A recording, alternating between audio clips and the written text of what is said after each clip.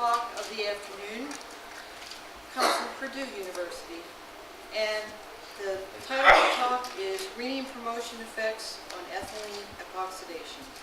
And the authors are Will Walters and Nick Delgas, and the presenter is Will Walters.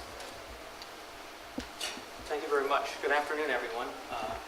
As you've been told, got the dead pointer already going. And move your mic up here. Use the yellow. Use the yellow. Okay. Yeah, the yellow. Okay, great. Take two. Okay. Finally.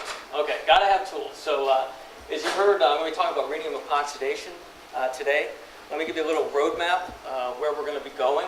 I'm going to give a very brief background on EO chemistry. Think of this talk as a new look at an old system. I'm going to give you some details about the experimental plan we laid out and all the things we hope to accomplish with that experimental plan. I'm going to talk a little bit in detail about the catalyst manufacture, but not a lot. But I'm going to primarily focus on steady-state kinetics. And I've broken that into three subsections where I'm going to focus primarily on the effect of rhenium as a promoter for the epoxidation reaction. Cesium only is a promoter. And then finally what happens when you combine both into a dual promoted system. And finally at the end, I'll let you know what I think is going on entirely. As many of you know, EO is part of a reaction network where ethylene is selectively oxidized either to ethylene oxide or the thermodynamically favored products, carbon dioxide and water. Isotope tracer studies done by other researchers have shown that this branch of the network is essentially negligible. So for our work, we're going to essentially look at these two branches. The industrial conditions are moderate temperature but higher pressure, which we can't really deal with in our lab, so we're going to go with slightly different conditions. The commercial catalysts usually have a silver loading on the order of 12 to 15 weight percent on a very low surface area alpha phase alumina support, and various alkali promoters lying around. In the industrial process, a halogen is provided by continuous addition in the feed. This acts to poison CO2 producing sites and thus increase the selectivity of the reaction. The trade-off here is there's usually significant loss in the rate of reaction when this is done. The industrial reactors usually operate around 10% conversion. They have a recycle loop that includes some CO2, maybe some methane as well. For our work, we're not going to consider any CO2 or other hydrocarbons in the feed stream. And since there's about 12 million metric tons of EO produced worldwide, and since there's a lot of people here today, there must be some interest. The experimental plan we came up with was we started out at ground zero. We manufactured our own catalysts and then came up with a host of characterization techniques to help us understand exactly what we've got. Then we designed and built a steady-state differential reactor system. Did a little bit of theoretical work on the side to make sure we're measuring rates of reaction so we don't have any mass transfer effects or unusual gradients. And out of this set, we get a series of catalysts that have very different properties. And then the goal was to move ahead and use some spectroscopic techniques to try to differentiate what makes these catalysts different. The majority of the talk is going to focus here. I do have some spectroscopic data I will show with you, but this is still a little bit of work in progress. We purchased 14 square meter alpha alumina from Azar. Now, if you remember a previous slide, the industrial catalyst is a much lower surface area. And we were able to easily obtain this, so this is the reason we went with it. The support is actually a micron-sized powder, which we would then in turn use an incipient wetness impregnation technique using silver nitrate, cesium nitrate, or ammonium perrhenate, which all three are soluble in millipore water. We wanted to try to get close to the industrial catalyst, around 15 weight percent. The atomic absorption and inductively coupled plasma methods we used revealed that the catalysts are on the magnitude of 15.5 to 16.5 weight percent. A little surprise that popped up on the way: whenever you mix silver nitrate and ammonium perrhenate in water, you actually precipitate silver perrhenate. The workaround to that was to use a 50-50 volumetric mixture of ethylene diamine and water, and that acts to essentially chelate and hide the silver ions away so you don't get precipitation. I don't mention it here, but of course we take the support, we dry it in an oven overnight, we prepare the solution, do the impregnation, stir it up real well, get it all contacted very good, And the calcination reduction procedure is a little bit higher temperature than some of the industrial catalysts. Essentially what we would do is we'd take the material loaded in a combustion boat in a tube furnace and then expose it to an oxygen environment where we'd ramp the temperature from room temperature up to 500 degrees C over a 2-hour time period, hold the temperature for 5 hours with the oxygen and the helium mixture flowing, and then at the end of that, give a small purge, and then start up a hydrogen flow of similar composition and let it run until finally the catalyst had cooled to room temperature. The final catalytic materials we recovered, we actually sieved to a 60-80 mesh size. Since I'm going to be talking about kinetics, I want to mention in one slide at the beginning so that when you start to see the results, you have a better understanding of where that information came from. As I mentioned, the industrial reactions run at high pressure. We're going to be running at atmospheric pressure in the lab. We used a constant composition feed mixture, helium chosen because we're using thermal conductivity in the GC to detect what's going on. We changed the amount of catalyst in the reactor to essentially obtain differential conversion, which will allow us to measure the rate of reaction directly. Whenever we look at all the GC results, we can't quantify the water peak, obviously, but the atomic carbon balance closes within 1%, so we feel pretty good about that. Since both reaction paths in the reaction network, and primarily the combustion path, are very exothermic, there is the chance for a lot of heat to be liberated, so what we did was we would dilute the catalyst bed with some glass beads here, which would allow us to maintain better control over the reactor. Once we had the catalyst loaded in the reactor, we did a very simple single cycle pre-treatment. We start at room temperature, take it up to 300 degrees C in 30 minutes in an oxygen helium mixture, hold it there for a couple hours, purge it, and then come back and run 1 hour of a hydrogen mixture across it at the same temperature. Okay, so this was the standard procedure that was done. And I'd also like to mention that for every catalyst we studied, we made a fresh charge in the reactor. So for every temperature, that's a new loading of the reactor and a repeat of the activation procedure. And since we were interested in studying the effects of the promoters, we purposely omitted any halogens so that we might have a better idea of what chemistry was going on there. With that preface, let's dive into some of the kinetics. A few things I want to point out. I'm using the mnemonic here. Green is good for ethylene epoxidation rate. Red is bad for CO2 combustion. And black is the selectivity. Selectivity is plotted over here on the right on all the plots. You may notice I'm quoting rate in program of catalyst.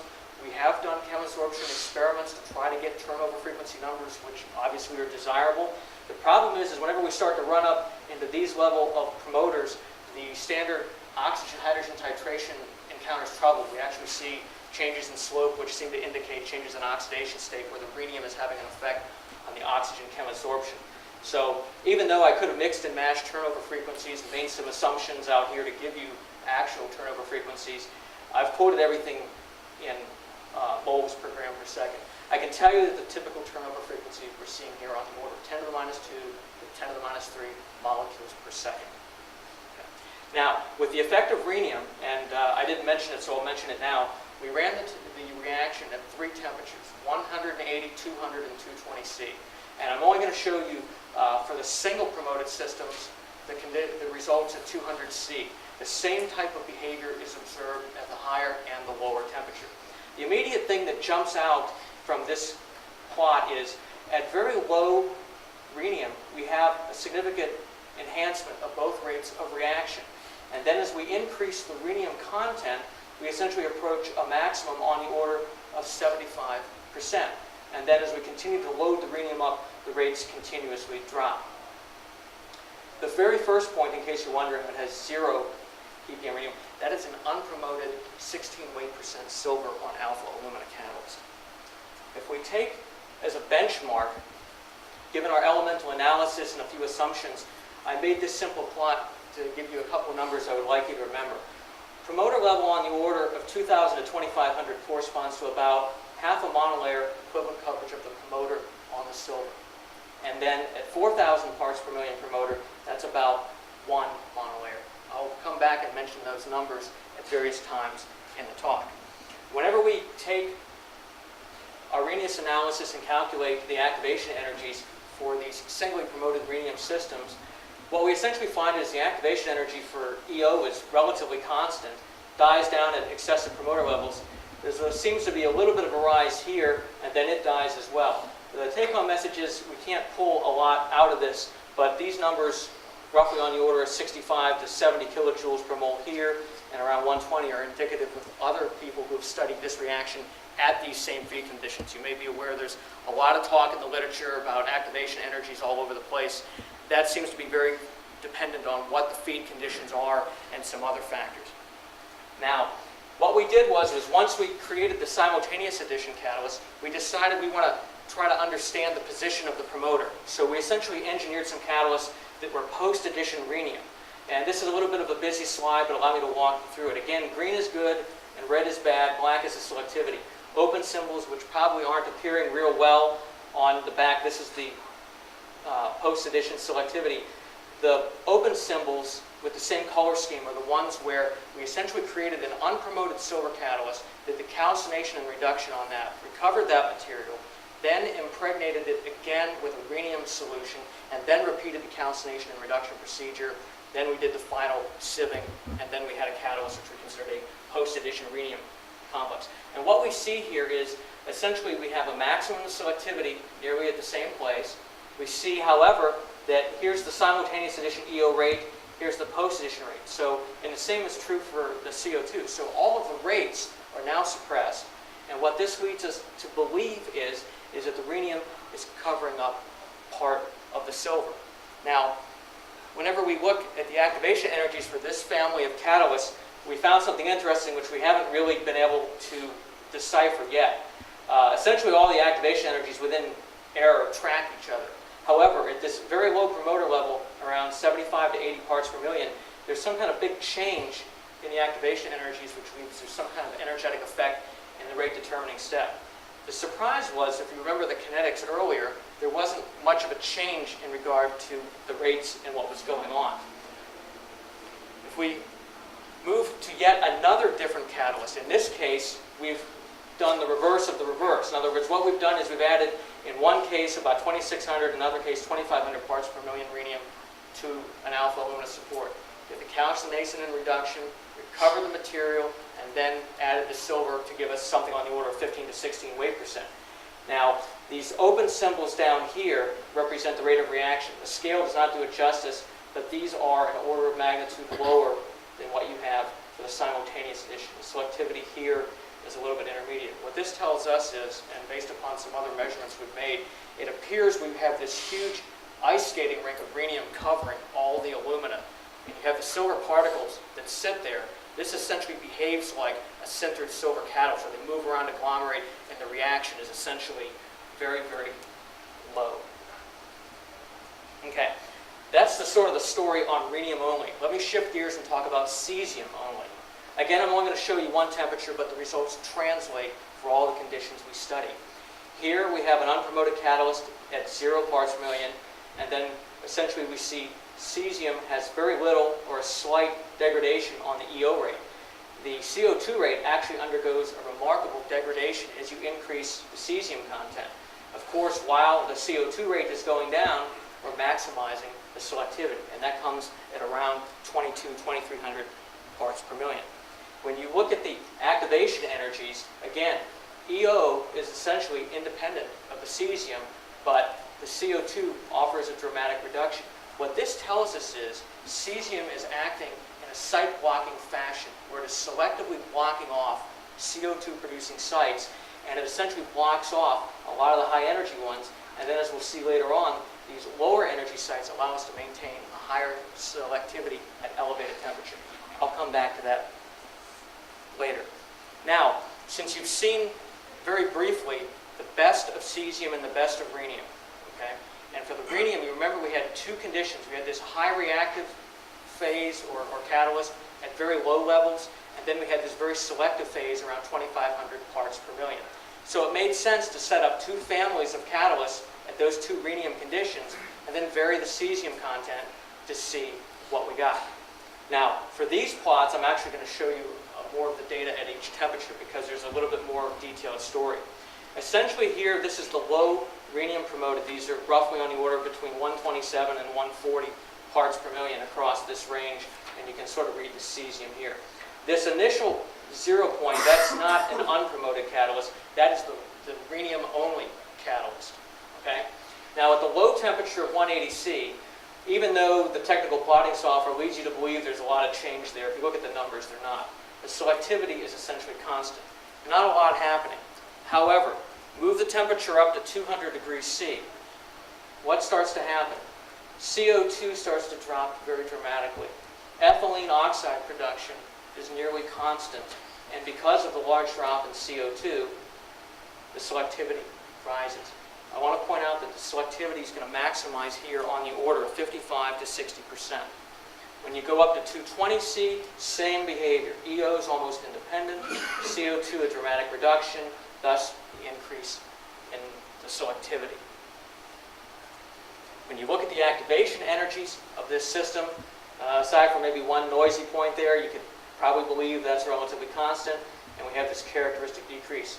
So even though this is a dual promoted system, the conclusion we draw here is that this actually behaves more like a cesium-only system because it has this very strong site-blocking mechanism for CO2 that gives the increased selectivity. Now, let's shift gears to the second family, and this is where the really interesting stuff starts to happen. Roughly, we're talking about 2,400 parts per million rhenium now. And if you remember, that was close to the optimized selectivity rhenium content that we had in the rhenium-only system. We vary the cesium content, and we look at what happens. Well, unlike the previous dual promoted catalyst, these rates of reaction suddenly exhibit maximums. The selectivity seems relatively flat, but kicks up. But notice the selectivities here start at 80% and upwards. The cesium-only systems, the dual promoted previous family, and cesium by itself, never gave selectivities on this order. If you move the temperature up to 200 in this case, we see the same type of behavior. Even at elevated temperatures, we're now just sitting underneath 90% selectivity. At the final temperature we collected data, we see this change in the rates is dramatic, and we're still 80% plus at elevated temperature. Analysis of the activation energies is not nearly as clear. I think the only message you can pull out of this is there is a very strong synergy between the cesium rhenium silver system at this high loading that is not seen in any of the other systems. We have done some preliminary XPS data, primarily survey scans. And this is an area where we hope to do some more advanced work and learn even more. But even the preliminary results give us confirmation and some additional insight. One of the things we learned by looking at the intensity ratios of silver to aluminum from the alumina is that rhenium tends to increase the dispersion of the silver on the support. And we do have, for the systems that we've made some chemosorption experiments on, where we feel there's no interference from the rhenium, it tends to also bear that out. No surprise that when you consider the post-addition of rhenium system, that there's more visible rhenium on the surface as evidenced by the increase in the intensity ratio of rhenium to silver. And then finally, for the dual promoted systems, surprisingly to us, the rhenium is less visible as evidenced by a lower intensity ratio, and clearly cesium tends to be modifying the rhenium distribution. There's a lot more work planned for this dual promoted system, so hopefully we'll have more to say about that in the future. I wanted to move to the conclusions, and I've broken the conclusions up in regard to each of the types of catalysts, because I know it's a lot of kinetic data, and after a while all the plots start to look the same. We saw rhenium by itself, essentially you get two regimes, this high reactivity regime and this high selectivity. Okay? For the cesium-only systems, it's very clear cesium is working as a CO2 site-blocking entity, and then the selectivity is never more than 50 or 60%. When we consider the first family of dual promoted systems, the reaction rates are slightly decreased compared to what we saw in this low rhenium only. And we attribute that to cesium probably blocking some of the silver surface. So maybe the active silver surface area for a lot of these catalysts, which is on the order of 1.5 square meters per gram, is probably reduced. We don't have any numbers to back that up yet, but we'll be looking at it. Again, much like the cesium only system, cesium does tend to be having a large impact on the CO2 producing sites.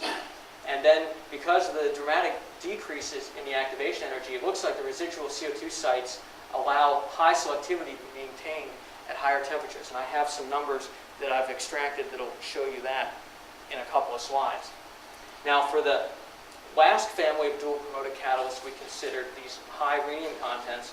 Unlike the other ones, the EO and the CO2 rates, rather than being continuously decreasing functions of promoter, go through maximums. So there's very different chemistry going on here than there was in the previous family of catalysts.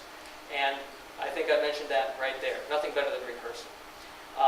The fact that's interesting here to us is the selectivities we see that are roughly on the order of 80% plus, pushing into the low 90s, around 91, 92% at the lower temperature. These are comparable to some of the best promoted halogen systems that we're aware of in industry, but they don't have the characteristic loss of reaction rate that the halogen-promoted systems tend to have. Finally, the fact that the cesium and iridium at high loading have action on the rate, we believe they have to be on the silver. We haven't, we talked about the monolayers, and in the dual promoted, in this particular dual promoted system, the ideal selectivity comes through around a half a monolayer of rhenium on the material and 1 monolayer of cesium. Okay? So the question that we will try to look to in the future is the cesium rhenium in conjunction with the silver changing the reactive site? Is it creating a new reactive site? Is it a pool for a specially modified oxygen species that allows for insertion into ethylene? A lot of information can be found once we solve these particular questions. And you heard me mention earlier that a high level of cesium gives a very high amount of stability to the selectivity. And I can demonstrate that here in this slide. Red here is just a standard unpromoted silver on alumina catalyst. It essentially goes from, at the best of 56, 58% at 180C down to around 28% selectivity at 220. The blue family here represents the low rhenium content with increasing. Here's about 700 ppm cesium, 3,000 and 4,500. And as you start to increase the cesium content, you see that the selectivity as a function of temperature is essentially constant. Better yet, whenever you go up to the system that has around 24, 2,500 parts per million rhenium and vary the cesium again going up in this direction, you're maintaining nearly 85 to 88% selectivity at 220C, a dramatic improvement over these and, of course, the unpromoted. Question that I was asked earlier today by somebody when I talked to them who couldn't attend my talk was, well, how do these selectivities compare against the rhenium-only and the cesium-only catalyst? And what I did was I took the best of the dual-promoted systems, which are here in green. I still have the red catalyst, which is the unpromoted silver on aluminum here, and then this is 2,400 parts per million cesium, and this is about 2,600 parts per million rhenium. Now remember, the rhenium always gave a higher selectivity than the cesium, but even the rhenium shows a little bit more degradation with temperature than the cesium. And certainly, last but not least, I would like to thank my friends at Eastman Chemical, John Monet and Craig Sass, for their help in acquisition of the XPS data. We plan to take advantage of it a lot more in the future, if you guys will allow us. Thank you very much for your time and attention. I would be more than happy to entertain any other questions at this time.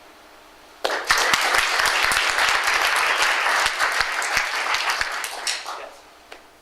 You plot all the activity in terms of per gram of catalyst and per site. And if you plot all those things in an old-fashioned way, like in terms of percentage, would all those trends still the same?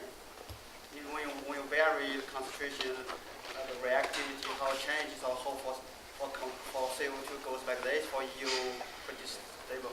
My question, would those trends still the same if you plot after all your results in terms of percentage?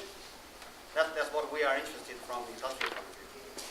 I don't have any reason to believe it's not. The one thing is, since we were more interested on what the focus of the promoter was, not on changing light, because we just wanted to use a constant feed to try to segregate what the promoter effect was from anything else. And maybe that was a bad decision to do that, but it seemed right at the beginning. I have suspicion, based upon your smile, I misunderstood your question. Try me again. Yes. I'll come to that. Okay. Given that the hypothesis of selectivity improvement is that you're blocking CO2 sites, would you expect these catalysts to then be less sensitive to halogens in the feed? If you read the literature on cesium in the presence of chlorine, they tell you that cesium helps to moderate a chlorine structure. Now, since I don't have any experience with chlorine, I don't know whether the chlorine would get gobbled up as cesium chloride or whether it would go as silver chloride. Post-reaction analysis of industrial catalysts via XPS is something I'm not familiar with. I would imagine that there might be a little bit of effect on the chlorine, maybe a large effect mainly because of the difference in electronegativities. But at some point, I think the chlorine does make its way to the silver surface. Whether it preferentially goes after the cesium that's around, I'm not sure. I'll let you pick them out. Too many questions. You were in the back, you were in before. Now you. Oh, two questions. First of all, when you talk about the high rhenium and the high cesium loadings, you stated that you didn't have a lot of catalytic activity because of the high promoter loadings. And my concern is there enough catalytic activity at those high promoter loadings to get good data for selectivity calculations? And that is, are your numbers large enough experimentally? Yeah, experimentally in the GC, the areas we see, they are. I mean, obviously you have to use a little bit more, but we're not talking exorbitant amounts because I was smart enough to stop before sort of got into big diffusion limitations. But one thing that I know that people sometimes ask me is, well, your promoter levels seem astronomical. My answer to that is, since I'm not working with the very low surface area alpha aluminum, the numbers tend to be a little bit high. There's probably a fair amount of promoter that's in or around the silver. There's also probably some that's wasted on the support. Although I didn't plan on it, excellent cue, I was hiding this. If you look at the low surface area, which we've done a little bit of work with on 6 square meters per gram, you see the same behavior here. The only difference is all the numbers back up to lower values. But we can measure that rate out at those levels. But I can tell you that you probably add another 1,000 or 2,000 ppm for sure for measuring noise. Yeah, just wanted to ask you to clarify. You have mentioned in the beginning that when you added rhenium to your catalyst, you had to use ethylene diamine in 50-50 mixture with water in your solvent. How did you prepare a catalyst that did not contain rhenium?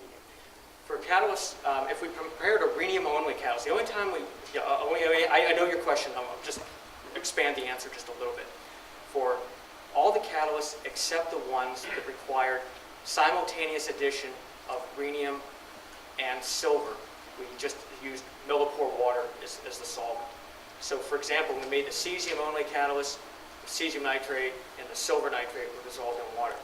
Even when we made the post-addition rhenium materials, for example, the silver nitrate was dissolved in water, then the ammonium perrhenate was dissolved in water. So the only time the catalysts saw the amine was when silver and rhenium were being simultaneously added. That's the only time we had the amine water mixture. Everything else, the salts were dissolved in millipore water. Do you think it is possible that addition of amine alters anything about the process? That's a possibility, but the reason we don't think so is since we actually ran the catalyst at such a high temperature, we probably burned a lot of it out. Of course, to probably really prove that, probably should have done some XPS to see what was left over on the surface.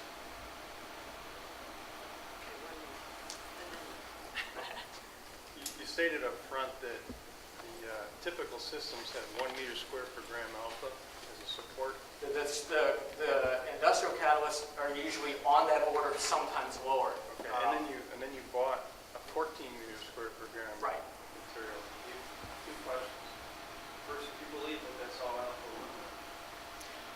I do because I ran X-ray diffraction on it, and the pattern that I collected via XRD was very consistent with the reference pattern. That alumina that we bought was 4 nines and some change pure. Of course, what's left over, I know where you're going. We sort of cheated on that and said we didn't want to make a material science project. We got to do a catalytic project. And one last question, I think. Okay, you mentioned something in the beginning of his TPD experiments, I assume that was oxygen. Yeah, we've tried some TPD experiments. The problem we've had is the goal was put oxygen on the catalyst, ramp the temperature up and look at the desorption temperatures, and then, you know, maybe the kinetics correlate, you know, with some change in the desorption energy, okay?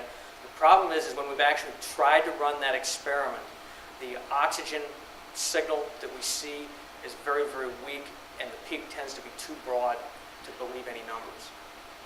We've also tried to deposit the material sort of like on a flat plate, suspended in the UHV system, and then have a mass spec looking at it. And again, the big problem there was is whenever you heat the plate up with the tantalum heating wire, all of a sudden the powder starts to flake off. So the TPD stuff is something that we'd really like to do, but we have some experimental issues. Yeah, so it's possible to see TPD data for rhenium-impregnated catalysts in the past. My second... Those were probably reforming catalysts. Do you remember? No, it was silver. Okay. It was silver catalyst. It was oxygen TPD as well. My second question is, have you tried this with other olefins other than ethylene? No, we've primarily focused on ethylene. As you know, propylene is a totally different animal, totally different catalyst.